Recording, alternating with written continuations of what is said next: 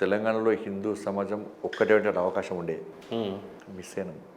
ఎందుకంటే ఇప్పుడు హైదరాబాద్ భాగ్యనగర్లో ఏం చేసినాం, జిహెచ్ఎంసీ ఎన్నికల్లో భాగ్యనగర్ ప్రజలారా ఓట్ బ్యాంక్ మారండి అన్నాం. మారినట్లేదండి. 4 సీట్ల భారతీయ జనతా పార్టీ 40 సీట్లు గెలిచినాం. ఓట్ బ్యాంక్ మారారు కదా. దుబ్బాకలో ఎలక్షన్లో పనిచేసింది ఎవరు?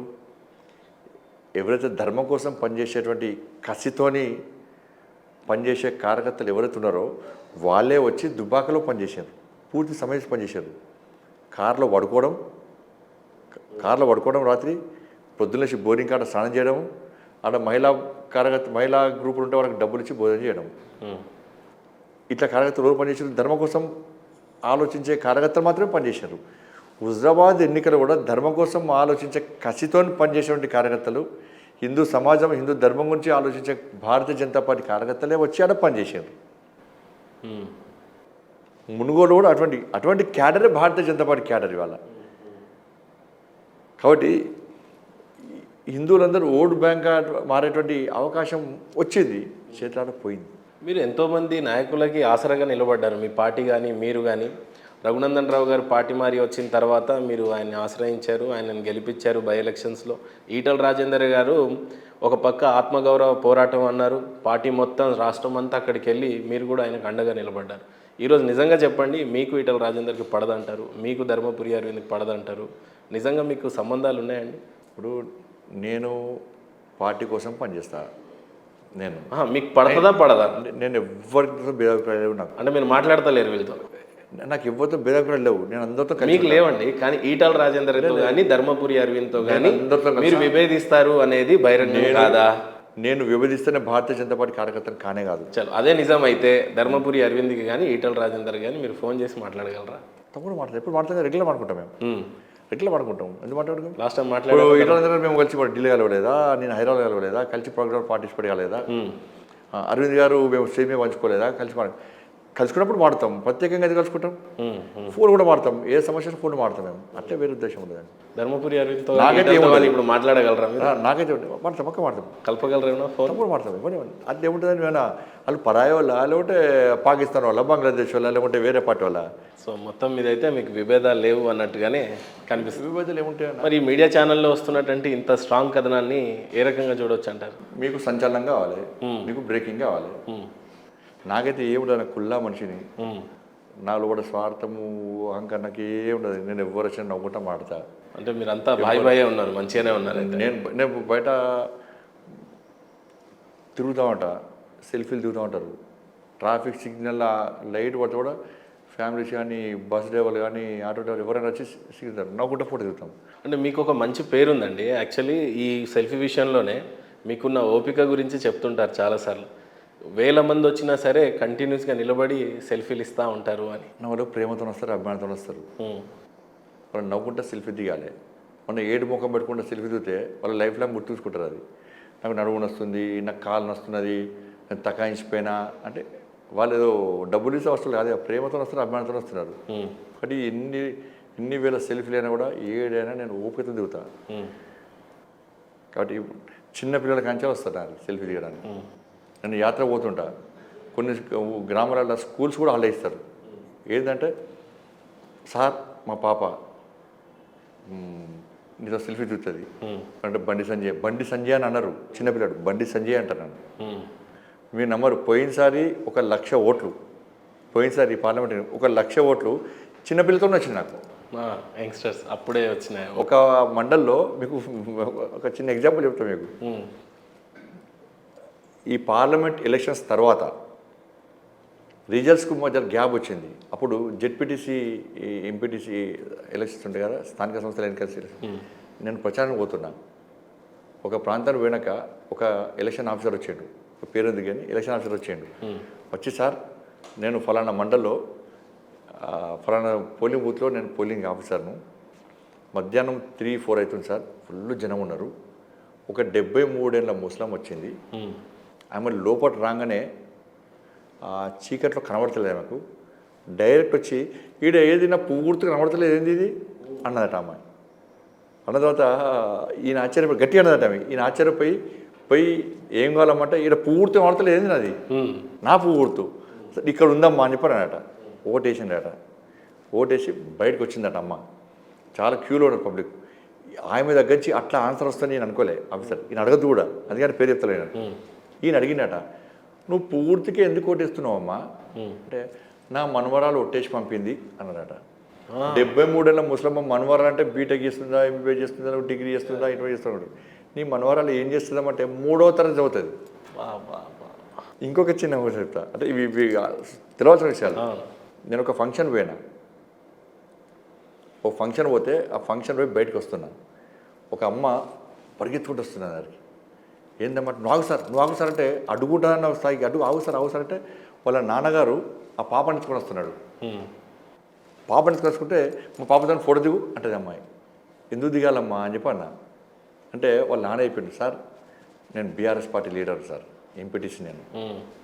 మా అమ్మకు హార్ట్లో, మా అమ్మాయికి 8th క్లాస్ అమ్మాయి హార్ట్లో హోల్ వచ్చింది. నేను హైదరాబాద్ హాస్పిటల్లో సర్జరీ చేద్దామని చెప్పి అడ్మిట్ చేసిన. ఇంకా 3 డేస్లో సర్జరీ అమ్మాయికి. మా ఊరు సర్పంచ్ ఫోన్ చేసి నాకు, ఏమైనా నువ్వు రావా ఎంపీటీసీ, నువ్వు రావా, ఎలక్షన్స్ ఇంకా పోలింగ్ 3 డేస్లో ఉన్నది, మరి వచ్చి పని చేయాలి కదా అని చెప్పి అన్నాడట.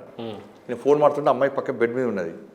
లేదు సార్ నేను రాలేదన్నా, నేను రాలేను, మా అమ్మాయికి ఎల్లుండి సర్జరీ ఉన్నది, ఇక్కడ రాలేను, మీరు చూసుకోండి, పోలింగ్ రోజు వచ్చి ఓటేసిపోతా అని చెప్పి ఫోన్ పెట్టేసినాడ. పెట్టేసిన వెంటనే ఈ ఫోటో దిగిన అమ్మాయి ఏమన్నాడంటే, బెడ్ మీద ఉన్న అమ్మాయి, లేదు నాన్న నువ్వు పోవాలి, నువ్వు పోయి బండి సంజయ్కి ఓటేసి వస్తేనే నేను సర్జరీ చేసుకుంటా, హార్ట్ లేకుంటే చేసుకోను. ఆ అమ్మాయితో సెల్ఫీ దిగాను నేను. అంత అభిమానం సంపాదించినాక అది చిన్నపిల్లలే, ఓ చిన్న పిల్లలతోనే నాకు దాదాపు 1,00,000 కోట్లు పడ్డాయి. ఇప్పటికి 7 నా చిన్నపిల్లలు బాగా ప్రేమ.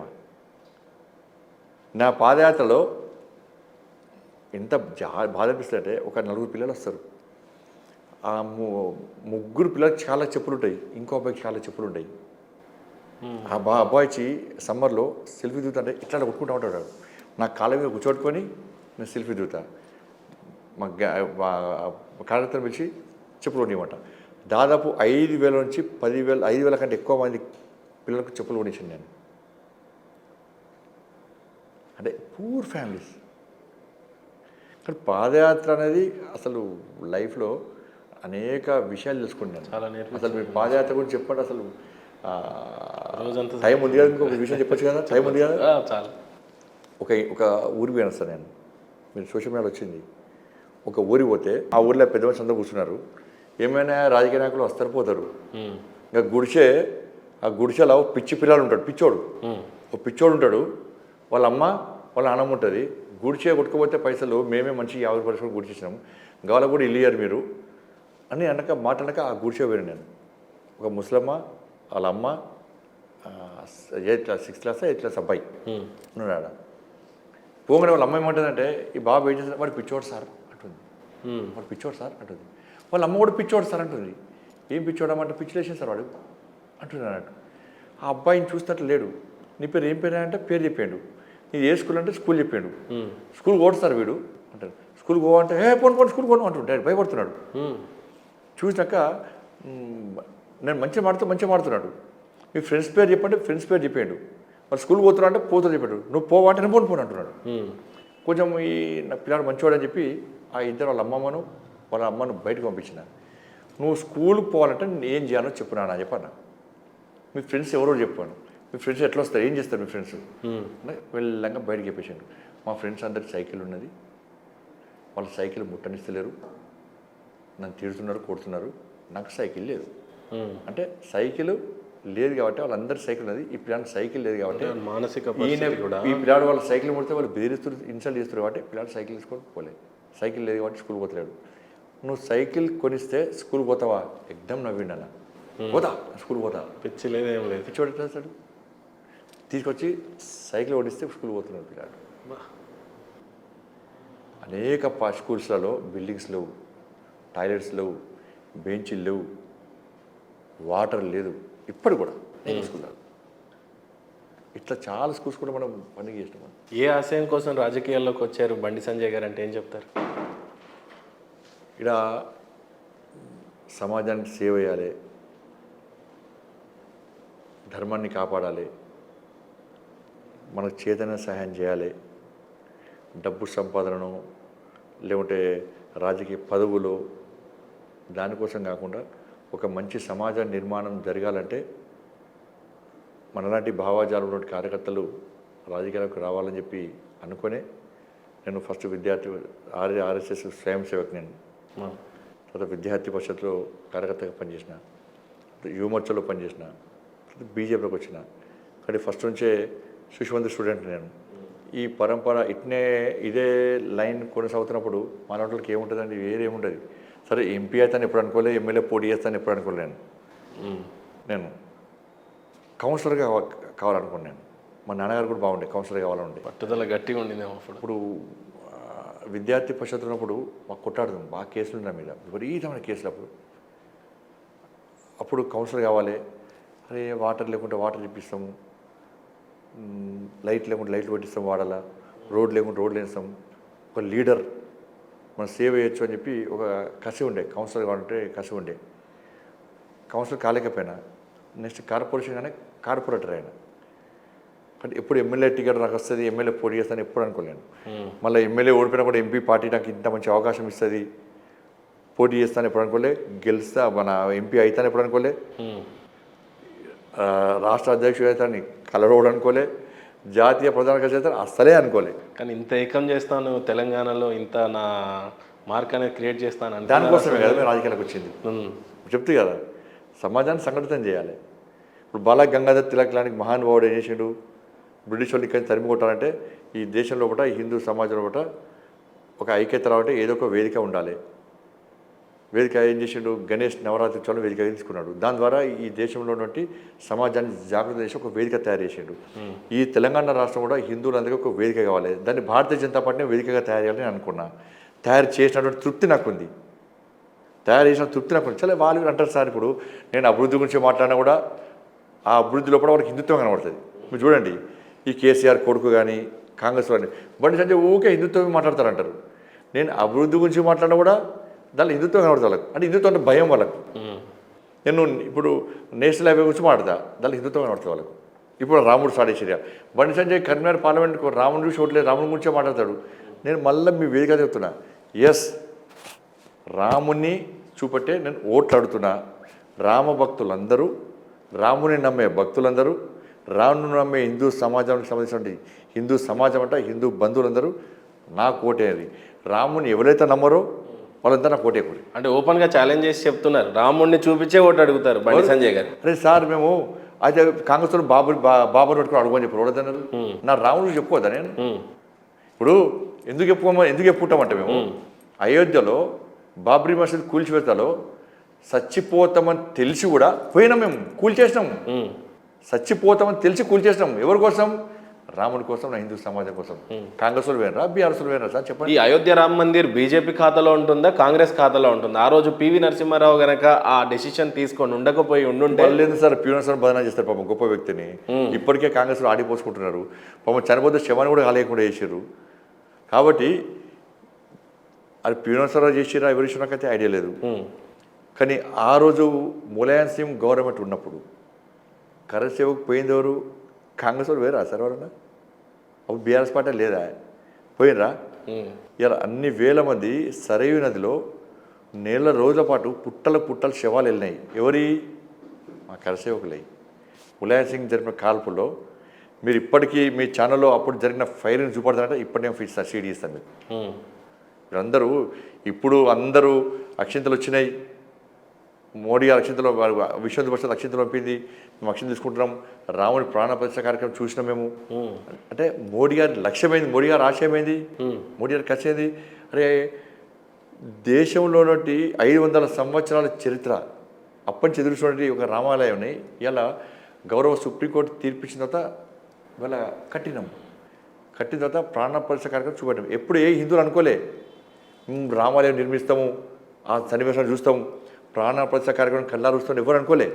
ఇప్పుడు మేము, మా పిల్లలు, మా మనవలు, ఇంకా మనవలు వాళ్ళు కూడా తరతరాలు చెప్పుకుంటారు, అదే మోడీ రాజ్యంలో మేము రామ మందిర నిర్మాణం చూస్తాం, ప్రాణ ప్రతిష్ఠ కార్యక్రమం చూస్తాం అనుకుంటారు. ఇదే పరిమితం కాదు సార్ మహేంద్ర గారు. దీని వెనుక ఉన్న చరిత్రను తెలుసుకోవాలి హిందూ సమాజం, తెలంగాణ సమాజం తెలుసుకోవాలి. అక్కడిక్కడ మురుగుతులు చూసారు, అయోధ్యకు వ్యతిరేకంగా, రాముడికి వ్యతిరేకంగా బీజేపీని విమర్శిస్తూ చూసారా, బీజేపీ కార్యకర్తలు ఇన్సల్ట్ చేస్తూ చూసారా, వాళ్ళు వినాలి విషయాన్ని. అయోధ్యలో కరసేవ జరిగినప్పుడు అనేక మంది భారతీయ జనతా పార్టీ కార్యకర్తలు, హిందూ వాహిని, బజరంగ దళ్, విశ్వ హిందూ పరిషత్ కార్యకర్తలతో పాటు ఆర్ఎస్ఎస్ స్వయం సేవకులందరూ కూడా చచ్చిపోతామని తెలిసి పోయి చాలామంది బలిదానం అయిపోయారు. ములాయం సింగ్ జరిపిన కాల్పుల్లో బలిదానం అయిపోయారు. రాజేంద్ర కోటారి, శరత్ కోటారి ఇద్దరు అన్నదమ్ములు బలిదానం అయిపోయారు. ఏడా? అయోధ్యలో.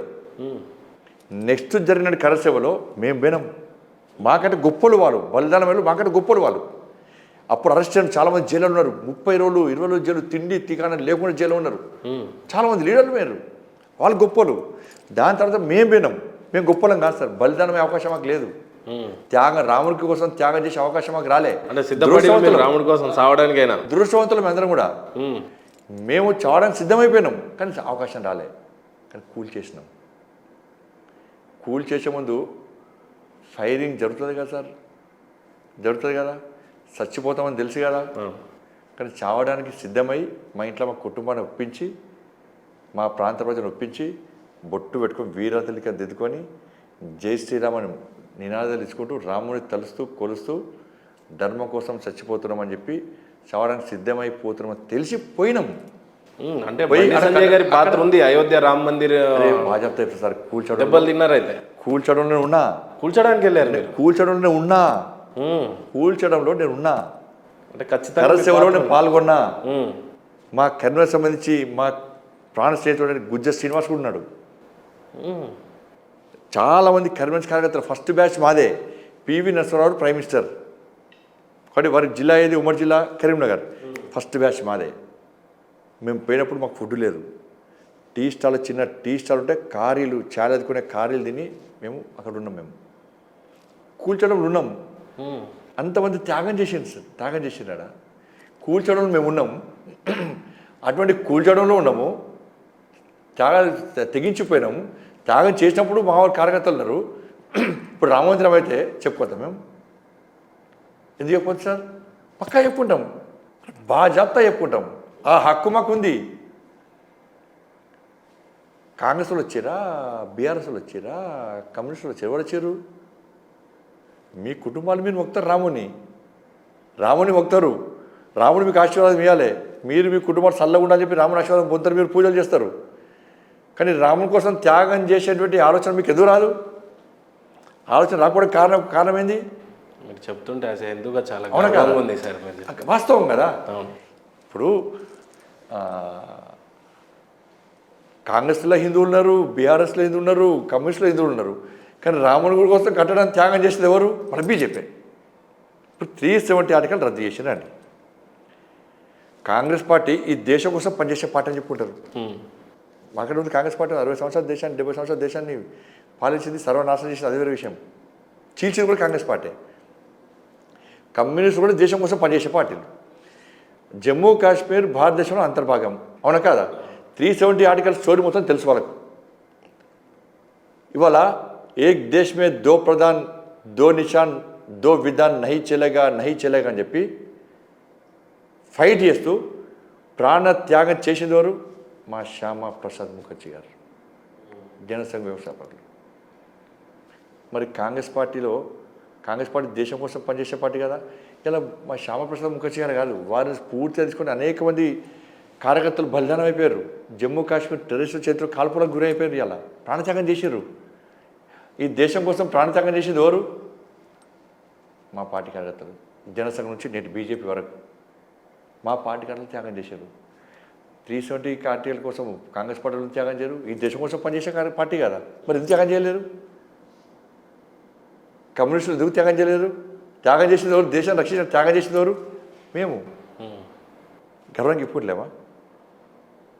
త్రిబుల్ తలాక్, మీరు ముస్లిం కోసం పనిచేస్తారు కదా, ముస్లిం ఓట్లు కావాలి కదా.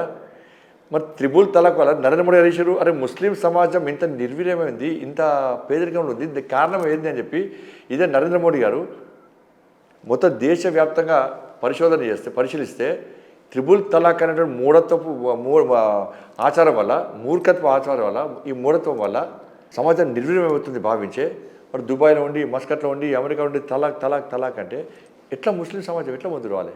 ఆ మహిళ అసలే కుటుంబ నియంత్రణ పాటించారు. ఆ మహిళకు తలాక్ అని చెప్పి ఆ మహిళకు విడాకులు ఇస్తే ఆ పిల్లలు ఆ మహిళ ఎవరు భారమవుతున్నారు? తల్లిదండ్రులు భారమవుతున్నారు. కాబట్టి ఆ ముస్లిం కుటుంబం మొత్తం బర్బాద్ అయిపోతున్నది.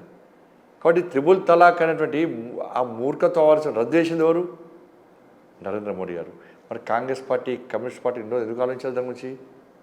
ఇలా ముస్లిం సమాజం కోసమే ఆలోచించేటువంటి ఎంఐఎం పార్టీ ఎందుకు మద్దతు తెలపకపోతున్నది?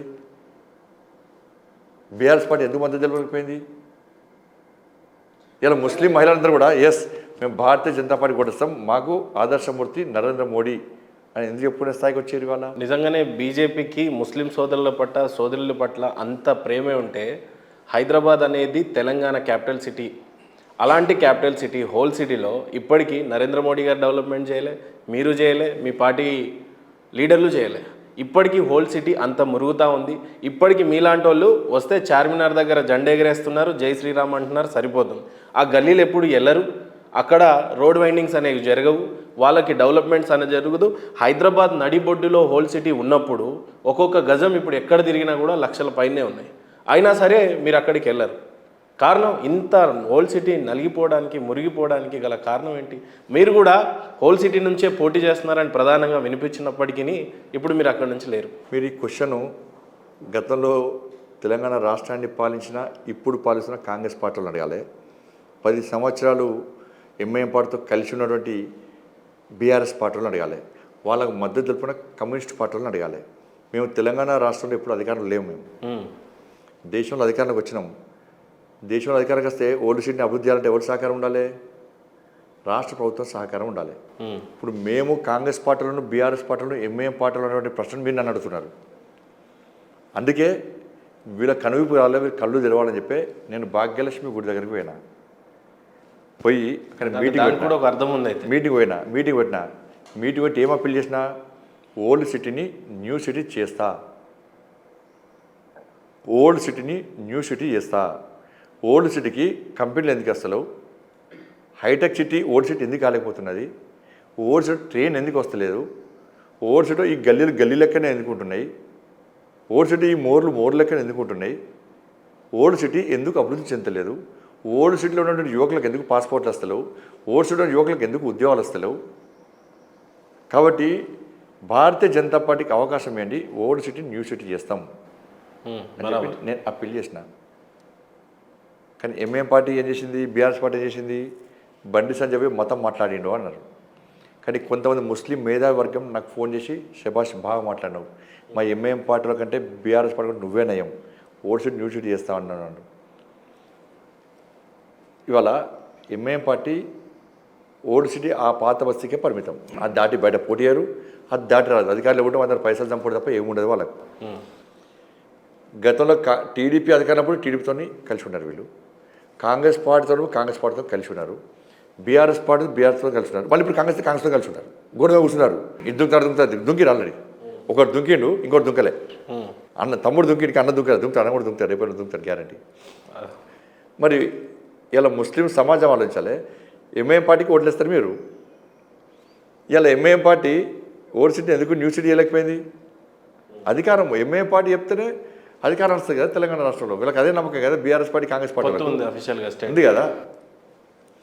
మరి ఎంఐఎం పార్టీ ఈ ఓల్డ్ సిటీని న్యూ సిటీ ఎందుకు ఇవ్వలేకపోయిందని చెప్పి అక్కడ ముస్లిం సమాజం ఎందుకు ఆలోచించలేకపోతున్నది? అంటే ఈ దేశ ప్రధాని నరేంద్ర మోడీ స్వయంగానే ముస్లిం సోదరులను ప్రేమిస్తున్నా అని చెప్పి చాలా సమీకరణాలు తీసుకొచ్చారని చెప్పారు.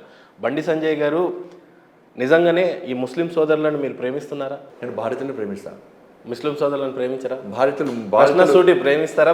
భారతీయులైనటువంటి ముస్లింలైనా ప్రేమిస్తా, క్రిస్టియన్ ప్రేమిస్తా. ఇంకా సింప్లిఫై చేస్తాను, ముస్లిం సోదరుల టోపీని తీసుకొచ్చి నిజంగా బండి సంజయ్ గారు తల మీద పెడితే పెట్టుకుంటారా? పెట్టుకోరు.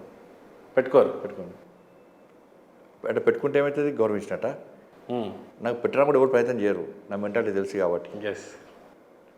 పెట్టుకుంటే ఏమొస్తుంది? పెట్టుకోకుంటే ఏమొస్తుంది? పెట్టుకొని నటించాలని చెప్పండి. అట్లా నటించమంటే పెట్టుకుంటాను నేను. నటించమంటే పెట్టుకుంటా. నటిస్తే ఆ పెట్టేటువంటి ఏమంటారు, టోపీ అంటారా వాళ్ళ మతాలు ఏమంటారు, మళ్ళీ దాన్ని అగౌరవపరిచినట్టు కాదు. దానికి గౌరవం వస్తుందా?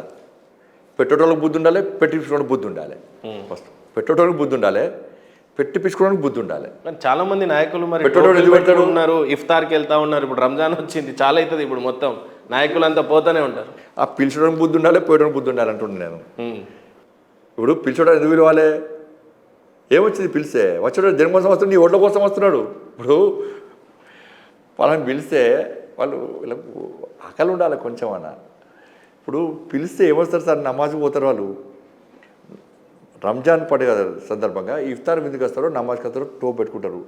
టోప్ పెట్టుకున్నాక నీ అల్లా గురించి తెలియదు, టోప్ పెట్టుకుని అల్లాని మొక్తాడా? మసీదుగా చెవులు మొక్తాడు, నా రాముని మొక్తాడు. వాస్తవం. అంటే నీ మసీదు పవిత్రత దెబ్బ ఎవరు తీసుకుంటారు? నువ్వే తీసుకుంటున్నావు. నీ మసీదు పవిత్రతను నువ్వే దెబ్బ తీసుకుంటున్నావు. అల్లా గురించి తెలియనోడిని, అల్లాను గుర్తించడండి, అల్లాను గౌరవించడం విషయం.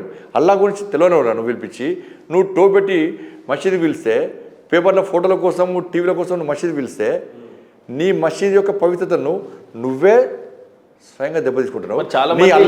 నీ అల్లాను నువ్వే కించపరుచుకుంటున్నావు. చాలా మంది వాళ్ళు ఇచ్చే ప్రసాదాన్ని మనం తింటున్నాం హిందువులం, కానీ హిందువులు ఇచ్చే ప్రసాదం ముస్లిం తినట్లేదు అంటే కారణం ఎందుకు ఇవ్వాలి సార్? ఎందుకు ఇవ్వాలి? చెప్పండి, ఎందుకు ఇవ్వాలి? ఇచ్చడానికి బుద్ధి ఉండాలి. వాళ్ళు ఇస్తున్నప్పుడు మనం కాదు, ఈ దేవుని ప్రసాదం వాళ్ళకి ఇస్తాను, దేవుడు పవిత్రమవుతాడు. ఏంది? మా దేవుడు పవర్ఫుల్.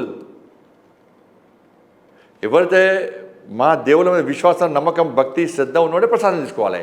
వాళ్ళతో ఎందుకు ఇవ్వాలి? వాళ్ళు బలవంతంగా టోపీ పెడతాం, బలవంత ప్రసాదం ఇస్తే బలవంత బొట్టు పెడతామైంది. నేను ఒప్పుకోను దానికి. గుడికి వచ్చి బొట్టు పెట్టి కొబ్బరికాయ కూడా ఒప్పుకోను.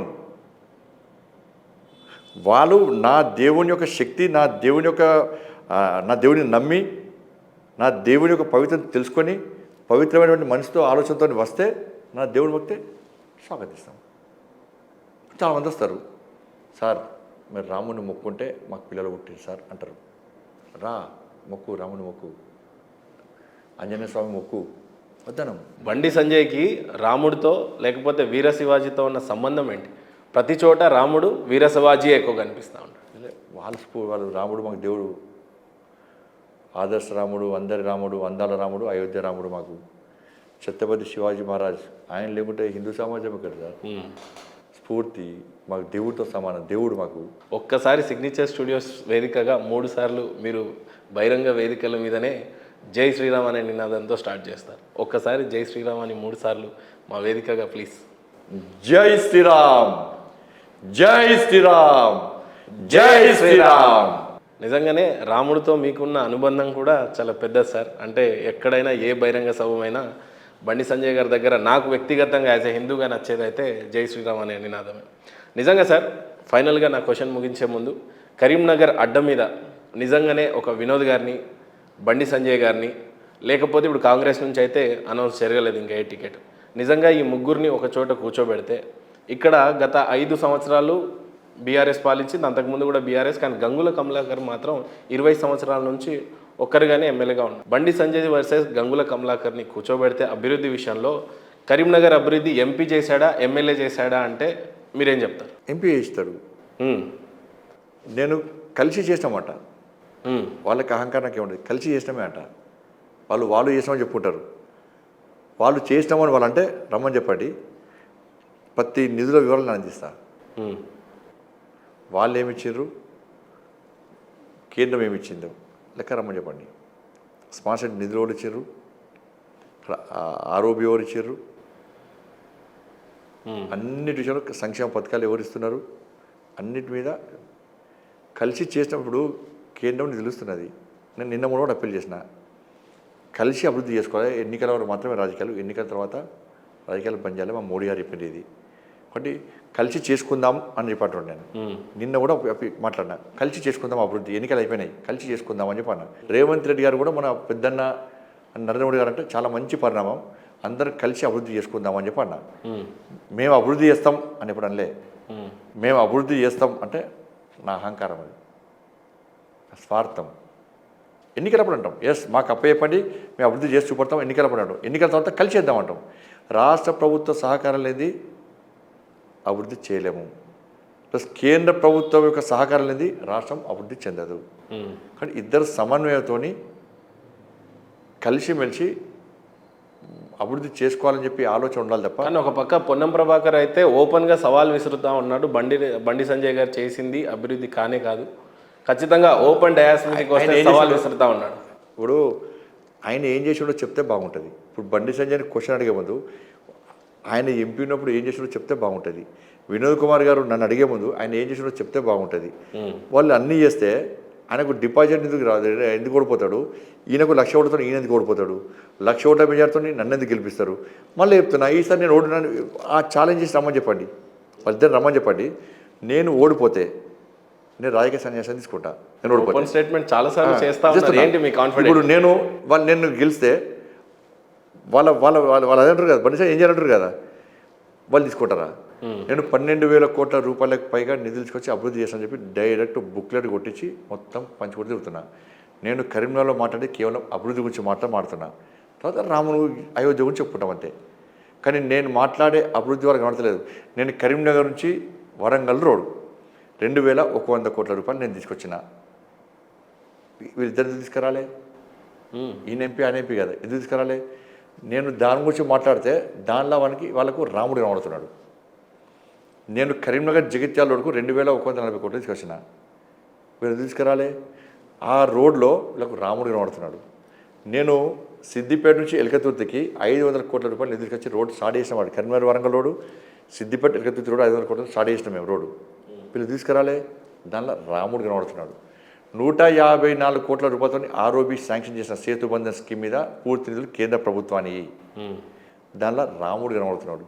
రైల్వే స్టేషన్ ఆధునీకరణకు 50 కోట్ల రూపాయలు తీసుకొచ్చిన. వీళ్ళు తీసుకురాలే? దానిలో రాముడు కనబడుతున్నాడు. సిఆర్ఎఫ్ ఫండ్స్ 219 కోట్ల రూపాయలు తీసుకొచ్చిన. అన్ని రోడ్లు వేస్తున్నాం. దానిలో వీళ్ళు తీసుకురాలప్పుడు దాంట్లో రాముడు కనబడుతున్నాడు. వీళ్ళకు గ్రామీణ సడక్ యోజన కింద నిధులు నేను పట్టుకొచ్చిన, వాళ్ళకు రాముడు కనబడుతున్నాడు. ఎన్ఆర్జీఎస్ నిధులు ఎక్కువ నేను పట్టుకొచ్చిన, దాంట్లో రాముడు కనబడుతున్నాడు. 12B స్టేటస్ హోదా, 12B హోదా ఏదికి శాతమనుషుడికి నేను పట్టుకొచ్చిన, ఫోటో పెట్టుకున్నాడు, దానిలో కూడా రాముడు కనబడుతున్నాడు. అటానమస్ హోదా ఏది ఎస్ఆర్ కాలేజ్ నేను పట్టుకొచ్చిన, దాంట్లో రాముడు కనబడుతున్నాడు. అభివృద్ధి కాదండి ఇవి కనబడే వాళ్ళకు, కాబట్టి రాముడు కనబడతాడు. ఈ అభివృద్ధి గురించి ప్రజల దృష్టి మళ్లించాలంటే బండి సంజయ్ రాముని గురించి మాట్లాడుతున్నాడు, రాముని గురించి ఓట్లాడుతున్నాడు అంటే నేను కూడా వాళ్ళ నెలకే పోయినా. ఎస్, రాముని గురించే ఓట్లాడుదామా, ధ్యానం మీరు సిద్ధమా?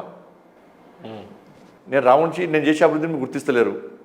నేను అభివృద్ధి చెప్తుంటే మీకు ఆ మాటలు వినబడతలేవు. నేను చేసిన అభివృద్ధి మీకు కనబడతలేదు. మీకు 24 గంటలు రాముడు కనబడుతున్నాడు. ఆ రాముడిని ఎలక్షన్లు పోదామా చెప్పు. మీరు రాముడు వ్యతిరేకించండి, మీరు బాబర్ పట్టుకొని రండి, మీరు అల్లా పట్టుకొని రండి, నేను రాముడు పట్టుకొని వస్తాను. దాని కూడా సిద్ధమే, చూద్దాం నిర్ణయం. కేటీఆర్ కూడా బహిరంగంగానే చెప్తా ఉన్నాడు, కరీంనగర్కి నేను చేసింది ఎంత, నువ్వు చేసింది ఎంత, రా బహిరంగ గానే పట్టుకుంటాను. వాళ్ళ అయ్యే లేకుంటే ఆయన ఎక్కడిది? నేను మా నాయన పేరు చెప్పుకొని రాలే, మా అమ్మ పేరు చెప్పుకొని రాలే, వాళ్ళ అయ్యే పేరు చెప్పుకొని వచ్చిండు. వాళ్ళ అయ్యే లేకుంటే ఆయన బతికేంది అంటే ఆయన ఏంది చెప్పరాదు? ఎక్కడిది? అమెరికాలో చిప్పులు అడిగినోడు ఏంది చెప్పరాదు?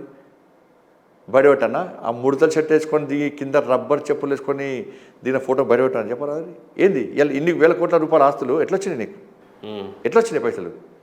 ఏంది బతికేంది చెప్పరాదు? మీ నాయన లేకుంటే కేసీఆర్ ముఖ్యమంత్రి అనే పదవి లేకుంటే కుక్కలు దేకే నేను అంటే ఇప్పటికీ కండ కవర్ కళ్ళు గీడు ఉంటాయి. ఇప్పటికి కూడా అధికారం పోయినా కూడా వాళ్ళు అయ్యే ముఖ్యమంత్రి అనుకుంటున్నట్టు ఇంకా ముఖ్యమంత్రి అనుకుంటున్నాడు. ఏది పడతావు ఏం చేసిండు సార్ ఆయన? తెలంగాణ ఉద్యమం అమెరికాలో నాడు ఉద్యమం తీవ్ర స్థాయికి రాగానే కంకులు కాల్చే కాడికి పోయి జై తెలంగాణ ఫోటో దిగాడు. ఆ దోషలు వేసే కాడికి పోయి దోషలు వేసుకుంటే జై తెలంగాణ ఫోటో దిగాడు. ఇక్కడ సిరిసిల్ల పోలీసులు నీ అమ్మాని తిట్టాడు. ఆ రోజు పోలీసులు అంత ఒకటే, అంత సంస్కారహీనుడు ఆయన. నీ అమ్మాని తిట్టాడు పోలీసు ఆఫీసర్. వాళ్ళు తెలంగాణ వాళ్ళే, రాత్రి బోలు కష్టపడుతున్నారు. ఫోటోలు బయట పెడతా అన్నారు బండి సంజయ్ గారు, కేటీఆర్ గారు చిట్టా ఉంది కేటీఆర్. ఏం లేదు సార్ అనేది. అప్పుడు అసలు వీళ్ళు ఏంది? ఇప్పుడు కేసీఆర్ స్టోరీ లేదా? మీరు ఇద్దరు పేర్లు చెప్తా, మీరు ఓపెన్గా కూర్చోబెట్టరు. వాళ్ళు కేసీఆర్ చరిత్ర మొత్తం చెప్తారు. కేసీఆర్ ప్రచారార్థం కొని పోతుంటే లోన్ తీసుకున్నాడు, పైసలు కట్టలే. ఫైనాన్స్ వచ్చి బయటకు గుంచి పైసలు కట్టమని గుంజుకపోయారు. కేసీఆర్ కారు కూడా లోన్ తీసుకున్నాడు, పోతుంటే గుంజుకపోయి లోన్ కట్టవా, ఇది పేదోళ్ళు డిపాజిట్ అయిన పైసలు నీకు ఇస్తే నువ్వు కట్టవా అని చెప్పి బయట గుంజేసి కారు పట్టుకొని మీకు. ఈరోజు కేటీఆర్ టార్గెట్ బండి సంజయ్ ఖచ్చితంగా బీఆర్ఎస్ చాలా బలంగా కనిపిస్తూ ఉంది. ఆయన పన్నాల్సిన పన్నాగాలన్నీ పన్నుతున్నారు. కేటీఆర్ గారు ఖచ్చితంగా టార్గెట్ బండి సంజయ్ని పెట్టుకొని కరీంనగర్ నుండి పార్లమెంట్ ఎట్టి పరిస్థితుల్లో కూడా పార్లమెంట్లో అడుగు పెట్టకూడదు బండి సంజయ్ అనే పనిచేస్తున్నట్టుగా కనబడతా ఉంది. ఎలా ఎదుర్కొంటారు? కరీంనగర్ ప్రజలు తెలుసు, కరీంనగర్ పార్లమెంట్ ప్రజలు తెలుసు కదా ఎవరు మీ పార్లమెంట్ ప్రత్యర్థి బలమైన ప్రత్యర్థి ఎవరు? కాంగ్రెసా బీఆర్ఎస్ఆ మీకు ఇక్కడ? కాంగ్రెస్ అభ్యర్థి ప్రకటించలే కదా. బీఆర్ఎస్ అభ్యర్థి తిరుగుతున్నాడు. బీఆర్ఎస్ అభ్యర్థిని వాళ్ళ పార్టీ కార్యకర్తలకు గుర్తుపట్టారు, వాళ్ళ నాయకులకు గుర్తుపట్టారు. ఆయన ఎంపీ ఉన్నప్పుడు ఎటు తిరగలే, ఆయన ఎవరు గుర్తుపట్టారు. బీఆర్ఎస్ పార్టీ కాంగ్రెస్ పార్టీ కార్యకర్తలు ఇద్దరు కూడా, నేను ఇప్పుడు కార్యకర్తలకు వ్యతిరేకం కాదు, ఏ పార్టీ కార్యకర్తలు ఆ పార్టీ కోసం పనిచేయాలి. క్లాస్ కొట్టుకునే కార్యకర్తలకు ఏముంటుంది సార్, ఏ పార్టీ కార్యకర్తలైనా వాళ్ళకి నేను మళ్ళీ చెప్తారు కదా, ఎంపీ ఎమ్మెల్యే వాళ్ళు ఉండదు, వాళ్ళ పార్టీ కోసం పనిచేస్తారు. కొట్టుకునేది ఎవరు? కార్యకర్తలే. కానీ రాత్రి కూడా కాంప్రమైజ్ నాయకులు. కాబట్టి బీఆర్ఎస్ పార్టీ కార్యకర్తలైనా, నేను మొన్న ఎంపీగా ఉన్నా, బీఆర్ఎస్ పార్టీ పెట్టే అరాచకాల నుంచి చాలామంది కాంగ్రెస్ పార్టీ కార్యకర్తలు సహకరించి నేను చాలామంది కాంగ్రెస్ కార్యకర్తలు, చాలామంది పోలీస్ ఆఫీసర్లు ఫోన్ చేసిన కాంగ్రెస్ పార్టీ కార్యకర్తలైనా, ఏ పార్టీ కార్యకర్త అయితే ఇక్కడ అందుకే కోరుకుంటారు. బీఆర్ఎస్ పార్టీ కార్యకర్తలైనా కాంగ్రెస్ పార్టీ కార్యకర్తలైనా ఇలా బండి సంజయ్ గెలిస్తే మాకు నష్టం లేదు, ఏమైనా సహాయం ఉంటే ఏమైనా ఆపద ఉంటే మమ్మల్ని ఆదుకుంటాడు, పార్టీలకు అత్యంతంగా సహాయం చేస్తాడు, వాళ్ళ పార్టీ కార్యకర్తలు ఆదుకుంటాడు, మమ్మల్ని ఆదుకుంటాడు ఆలోచన వచ్చింది. దాంతోపాటు ఇక్కడ కాంగ్రెస్ పార్టీ ఎమ్మెల్యేలకైనా కూడా, బీఆర్ఎస్ పార్టీ ఎమ్మెల్యే అయినా కూడా, బీఆర్ఎస్ పార్టీ కార్యకర్తలైనా కాంగ్రెస్ పార్టీ కార్యకర్తలైనా మళ్ళీ అప్పీల్ చేస్తున్నాను మీ వేదిక ద్వారా, కేంద్రంలో ఏర్పడేది నరేంద్ర మోడీ గారి ప్రభుత్వం, అనుమానం లేదు. నరేంద్ర మోడీ గారి ప్రభుత్వం ఏర్పడ్డప్పుడు ఇక్కడ నన్ను గెలిపిస్తే నేను నిధులు తీసుకొస్తా. మీకు దాని మీద ఇంకా మీకు ఆలోచన అవగాహన లేకుంటే గతంలో ఉన్న సర్పంచ్లను అడగండి, ఉప సర్పంచ్లు అడగండి, వార్డు మెంబర్లు అడగండి, జెడ్పీటీసీలు అడగండి, కేంద్రం నిధులు ఇస్తేనే ఇంతో అంతో వాళ్ళు తలెత్తుకొని తిరిగే పరిస్థితి వచ్చింది. కాబట్టి రేపు ఫ్యూచర్లో ఎమ్మెల్యేలు గెలిచిన ప్రజలతో కష్టపడి ఎమ్మెల్యే లేని మీరు, ఏదో రిగ్గింగ్ చేసి అది చేసి ఎమ్మెల్యే కష్టపడి ఎమ్మెల్యే లేరు, ప్రజలు ఓటుతో ఎమ్మెల్యే మీరు, ప్రజలు ఓట్లేస్తే ఎమ్మెల్యే అయ్యారు. నెక్స్ట్ స్థానిక సంస్థల ఎన్నికలు రాబోతున్నాయి, చాలామంది సర్పంచ్ కావాలనుకుంటున్నారు, జడ్పీటీ ఏదో ఆలోచన వార్డు మెంబర్ కావాలనుకుంటున్నారు. మీరందరూ కూడా నేను గెలవాలని కోరుకోవాలి. ఎందుకంటే కేంద్రం నుంచి నిధులు తీసుకొస్తే రేపు మీకు సహకరిస్తాను నేను. ఇలా నేను గెలవకుంటే మీ పార్టీ బీఆర్ఎస్ పార్టీ మన కాంగ్రెస్ పార్టీ ఎంపీ గెలిస్తే నిధులు వస్తాయా? రేపు ప్రజల క్వశ్చన్స్కు సమాధానం వాళ్ళు చెప్తారు మీకు? మీరు తల దించుకొని తిరగాల, తలెత్తుకొని తిరగాల, ఆలోచించుకోవాలి వాళ్ళు. ఓటేసే ప్రజలు కూడా ఆలోచించాలి. ఇలా ఏర్పడిన నరేంద్ర మోడీ ప్రభుత్వం. కాబట్టి ఇక్కడ బీజేపీ ఎంపీ గెలిస్తే ఇంతకుముందు ఎట్లా నిధులు తీసుకొస్తామో ఇంకా తీసుకొచ్చే ప్రయత్నం చేస్తాం. తల్లిదండ్రులు అంటే దైవ సమానులు అని అంటారు. అలాంటి తల్లిదండ్రుల గురించి చెప్పాలి అని అంటే ఏం చెప్తారు సంజయ్ గారు? తల్లిదండ్రులను గౌరవించినోడు మనిషి కాదు. కొడుకు పిల్లలు బతుకున్నా కూడా తల్లిదండ్రులను తీసుకుపోయి వృద్ధాశ్రమంలో వేసేవాడు మూర్ఖుడు. ఒకటి తల్లిదండ్రులు మంచిగా చదువుకున్నాడే మనిషి. ఇప్పటికైనా అక్కడిక్కడ చిన్న చిన్న పొరపాట్లు చేసినట్టు ఎవరున్నా కూడా వాళ్ళు పద్ధతి మార్చుకొని తల్లిదండ్రులను గౌరవించాలి, తల్లిదండ్రులు మంచిగా చూసుకోవాలి. మీ అనుబంధం ఎట్లుండేది తల్లిదండ్రులతో? మీ నాన్నగారితో కానీ మీ అమ్మగారితో కానీ? మా నాన్నగారు బాగా, అమ్మగారు నాన్నగారు బాగా, నాన్న ఫస్ట్ నుంచి కూడా ఆర్ఎస్ఎస్ భావించారు మా నాన్నగారిది. అందుకే మా ఇంట్లో మేము ముగ్గురు అన్నదమ్ములం, మా అక్కయ్య పెద్ద, అందరం కూడా సుష్మంత స్టూడెంట్స్. మా అన్నయ్య కూడా ఏబీపీలో పనిచేసారు. మా అన్నయ్య కూడా అప్పుడు మా ఇల్లే అడ్డా. మా నాన్న ఏ రోజు కూడా ఇబ్బంది పెట్టబోతుండే. పోలీసు వాళ్ళు వస్తే మా ఇంట్లో అలవాటు అయిపోయింది. అర్ధరాత్రి ఏబీపీలో అర్ధరాత్రి పోలీసు వాళ్ళు గోడ దింపుతారు. ఎదురుగిల్లమ్మా, ఎదురుగిల్లు రెంట్ కొంచెం ఎప్పుడు వస్తారో పక్క ఇంట్లో కూడా అలవాటే. ఇక పోలీసులు వస్తే కామన్ అయిపోయింది వాళ్ళకి. పోలీసులు వస్తారు, బడి సంజయ్ పట్టుకోతారు. నేను దొరకకుంటే మా పెద్దనే పట్టుకుపోతారు. నాకంటే ఎక్కువ మా పెద్దనే జైలుకి స్టేషన్ వేయండి. మా పెద్దనే పట్టుకోతే నిమాలైన పోవాల్సి వస్తుంది. కానీ మా నాన్న కానీ మా అమ్మగారని ఎప్పుడు ఇబ్బంది పడిపోతుంటే చాలామంది కార్యకర్తలు వస్తే మా అమ్మ భోజనం వంట వేసి పెడుతుండే. మా ఇంట్లో ఒక అడ్డా, ఎంతమంది అయినా భోజనం చేసి ఇప్పుడంతే అప్పుడంతే. తండ్రి గారు ఉన్నారండి ఇప్పుడు? లేదు, మా నాన్నగారు చనిపోయారు. మా అమ్మగారు మా పెద్దన్నయ్య దగ్గర ఉంటారు.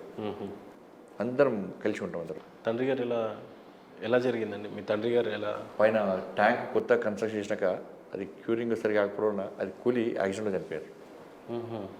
నా కళ ముందు చనిపోయారు. చివరిగా మాట్లాడిన క్షణాలు ఏమైనా గుర్తున్నాయండి? మా నాన్నగారికి ఏంటంటే అప్పుడు కౌన్సిలర్గా పోటీ చేయాలని బాగుండే. ఇప్పుడు 12th డే రోజు బలిస్తాం కదా, గొర్రె పిల్లలు బలిస్తాం కదా, అది జడ్జి తీయాలి. జడ్జి తీయాలంటే జడ్జి అది ఏముంటే ఏదో మీరు మిస్ అయ్యారు, మీ నాన్నకు కావాల్సినటువంటి ఈ కోరికను తీర్చలేరు అని చెప్పించి నాన్నకు ఆ, ఈ ఫలానా స్వీట్ ఇష్టము అది పెడతారు, పూరి తినడం ఇష్టము అది పెడతారు, ఇట్లా పెడతామంటారు. అన్నీ పెట్టినా కూడా ఏమంటే మా బావగారు వచ్చారు. మా బావగారు వచ్చి లేదు మీ నాన్న నేను కౌన్సిలర్ చేయాలనుకున్నాడు, నువ్వు కౌన్సిలర్గా కాంటాక్ట్ చేస్తా అని ఒకసారి మొక్కు అని చెప్పాడు మా బావగారు. అప్పుడు నేను తప్పకుండా కౌన్సిలర్ చేస్తా అని మొక్కిన తర్వాత జడ్జి ఇచ్చింది. బా సెంటిమెంట్ అది. సరే అది వాస్తవం. కొంతమంది మళ్ళీ ఇది చూసి ఇవన్నీ ఇంత నమ్మకమా ఇంత ఇవా మూఢనమ్మకాలు అంటారు చాలామంది. వాళ్ళు ఎవరనుకున్నా నాకు ఇవ్వదు, జరిగింది అది. ఇప్పుడు చాలా సందర్భాల్లో జడ్జిస్తేనే ముందు బలి చేస్తారు. బలి చేస్తాం. అది ఎప్పుడు మర్చిపోలేదు అన్నట్టు అది. అంటే కార్పొరేటర్గా మీ నాన్నగారు లేరు, మీరు కార్పొరేట్ అయినప్పుడు కూడా. అంటే ఎంపీగా ఉన్నప్పుడు ఇదంతా మీ నాన్న చూడలేదు. మామారు ఇక సంతోషం పట్టలేదు బాగా. చాలా కోరుకొని ఉంటారు కదండి మీ నాన్నగారు మిమ్మల్ని. ఎప్పుడైనా అనిపిస్తా అండి నాన్నగారు ఉంటే బాగుండేది ఇదంతా చూడడానికి? ప్రతిరోజు తలుచుకుంటాం కదా, ప్రతిరోజు తలుచుకుంటాం, ప్రతిరోజు నైవేద్యం పెట్టుకుంటాం. మిస్ అవుతారా నాన్నగారిని బాగా? మా అమ్మగారు బాగా ఇంకా. కానీ ఏమైనా ఇంట్లో మేడం గారిని అయితే సంజయ్ గారు బాగా హింసిస్తున్నట్టుగానే కనిపిస్తూ ఉంది. ఎప్పుడు టైం ఇవ్వరు, బయటే ఉంటారు. పాపం ఎట్లుంటుంది సార్ మేడం? హింసించారు, వాళ్ళకి అలవాటైపోయింది. వాళ్ళకి అలవాటైపోయింది. కానీ పిల్లలకైనా ఒకటి ఇప్పుడు మనము దేశానికి సేవ చేయాలి, ధర్మాన్ని రక్షించాలి, సమాజం కోసం పనిచేయాలి అనుకున్నప్పుడు అన్ని చెప్పే బయటకు వస్తాం. కాబట్టి మన కుటుంబాన్ని ఫస్ట్ మార్చుకోవాలి. మన కుటుంబంలో మార్పు తీసుకున్నప్పుడు నువ్వు సమాజంలో మార్పు తీసుకొస్తావు. ఇంటికి వస్తే భార్య బయటికి వెళ్ళనియది, లేదా అమ్మ బయటికి వెళ్ళనియది, నువ్వు ఇంట్లో ఉండాలి, వాళ్ళని టైంకి రావాలి, నువ్వు బయట తినద్దు, బయట తిరగద్దు, పోలీసు వాళ్ళు రావద్దు ఇంటికి, ఇప్పుడు కేసులు కావద్దు, నువ్వు కొట్లాడద్దు అని చెప్పి అన్నప్పుడు అప్పుడు మనం ఏదంటూ ఇంట్లోనూ మార్చుకోలేదు. ఇంట గెలిచి రచ్చ గెలవాలంటారు. ఇంట్లోనే మార్పు తీసుకున్నప్పుడు నువ్వు సమాజం మార్పు తీసుకొస్తావు. బట్ ఏమైనా కోరికలు ఉంటాయి కదండి మేడం గారికి, ఎంతో కొంత ఉండాలి. వాళ్ళు మార్చుకోవాలి కదా. ఇప్పుడు మా మిస్సెస్ కూడా చంపుకోవాలంటే కష్టమే కదా. పక్కన ఉన్న వాళ్ళ ఫ్రెండ్స్ వాళ్ళ హస్బెండ్తో బాగా తిరుగుతూ ఉంటారు. వాళ్ళు కూడా ఆమె చెప్తుంది ఇక మా మిస్సెస్ కూడా. ఇంకా నేను ఎప్పుడన్నా ఇన్కమ్ ఉంది అయితే కూడా ఒప్పుకోదేమే. ఇంట్లో శ్రీమతి గారి సహకారం అనేది బయట తిరగలేము. ఎలా ఉంటుంది సార్ మేడం గారి సపోర్ట్ మీకు? అంటే తన బ్యాంక్ ఎంప్లాయ్ కాబట్టి పిల్లలందరినీ తను చూసుకోవడం, మా మిస్సెస్ సపోర్ట్ లేదు బయటకి వెళ్తే పోతాం మేము కష్టం. అంటే అన్నిట్లో సపోర్ట్ చేస్తారు బాగా. బండి సంజయ్ గారిది లవ్ మ్యారేజా అరేంజ్ మ్యారేజా? అరేంజ్ మ్యారేజ్ అండి, లవ్ మ్యారేజ్ కాదు. అలవాటు లేదంటే? లవ్ మ్యారేజ్ కాదు, అరేంజ్ మ్యారేజ్ అలవాటు లేదు. సార్ ఫైనల్గా సిగ్నేచర్ స్టూడియోస్ వేదికగా యువత ఎప్పుడైనా రాజకీయాల్లోకి రావాలి అని అనుకుంటే డబ్బు ఉండాలి, లాబింగ్ చేస్తేనే సాధ్యమవుతుంది అని అంటారు. కానీ ఈ రోజులు రాజకీయం చూసినట్లయితే నిజంగానే చాలా కాస్ట్లీగా కనిపిస్తూ ఉన్నాయి.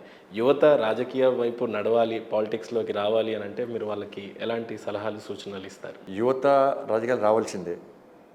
కానీ ఈ తెలంగాణ రాష్ట్రంలో బీఆర్ఎస్ పార్టీ ప్రభుత్వం వచ్చిన తర్వాత కేసీఆర్ అనే వ్యక్తి పూర్తిగా రాజకీయాలన్నీ కూడా వ్యాపారమయం చేసేయండి, వాళ్ళు మొత్తం డబ్బుమయం చేసేయండి. అదే ఇంకా కొనసాగుతున్నటువంటి ప్రమాదం ఉంది. అంటే యువతకు అప్పీల్ చేసేది నేను ఒకటే, యువత రాజకీయాలు రావాల్సిందే. కానీ యువత రాజకీయాలకు వచ్చే ముందు ఫస్ట్ ఈ మార్పు అనేది జరగాలి. డబ్బుల ద్వారా, డబ్బులు ఖర్చు పెట్టడం ద్వారా, డబ్బులు పంచడం ద్వారా, ప్లస్ డబ్బున్న వాడే రాజకీయాలకు పనికొస్తాడు, ఎన్నికల్లో గెలుస్తాడు అనేటువంటి ఒక చెడు వాతావరణం ఇలా సమాజంలో నిర్మాణమైంది. ముందుగా ఈ వాతావరణం మార్చడానికి యువత ముందుకు రావాలి. కాబట్టి అటువంటి మంచి వాతావరణ నిర్మాణం కోసం మీరు కష్టపడి పనిచేయాలి. అటువంటి చెడు ఆలోచన లేని మంచి వ్యక్తులను గెలిపించే ప్రయత్నం చేయాలి. ఇలా ఏమవుతుంది, వాళ్ళ ఎలక్షన్స్ రావాలంటే డబ్బునోని కొడుకో బిడ్డో భార్యనో రావాలి, లేకపోతే పెద్ద పెద్ద వ్యాపారాలు చేసుకుంటే రావాలి.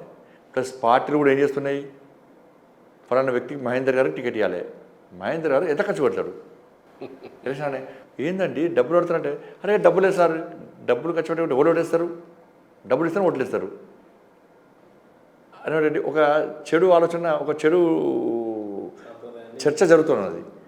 ఇది జరగాలంటే ఓన్లీ యూత్తోనే సాధ్యం. అది అటువంటి వాతావరణం నిర్మాణం చేయాలి. యూత్ తప్పకుండా రాజకీయాలకు రావాలి, మంచి పనులు చేయాలి, ఒక మంచి శక్తివంతమైన సమాజ నిర్మాణం కోసం వాళ్ళు ప్రయత్నం చేయాలి. ఫైనల్గా కరీంనగర్ ప్రజలకి, 2 తెలుగు రాష్ట్ర ప్రజలకి ఏమైనా చెప్పాలి బండి సంజయ్ గారు అని అంటే, మరీ ముఖ్యంగా కరీంనగర్ ప్రజలకి చెప్పాలి అని అంటే ఏం చెప్తారు సార్? మీరు అనేక పార్టీలు చూసారు మీరు, కరీంనగర్ ప్రజలతో కూడా అనేక మంది నాయకులు చూసారు. అందరు నాయకులు మంచోళ్ళే, అన్ని పార్టీలు మంచివే. కానీ ఒక్కసారి బేరీజు వేసుకొని చూడండి. మీకోసం కష్టపడి ప్రాణాలకు తెగించి జీవితాలను సర్వనాశనం చేసుకొని కుటుంబాలకు దూరమై ఏ ఆశ లేకుండా ఇవాళ మీకోసం ఉద్యమాలు చేసేటువంటి పార్టీ ఏది, ఉద్యమాలు చేస్తున్న నాయకుడు ఎవరు, మీ సమస్యల పరిష్కారం కోసం నిరంతరం తప్పించేటువంటి నాయకుడు ఎవరు, మీకోసం 24 hours పనిచేసేటువంటి నాయకుడు ఎవరు? వాళ్ళని ప్రోత్సహించే ప్రయత్నం చేయండి.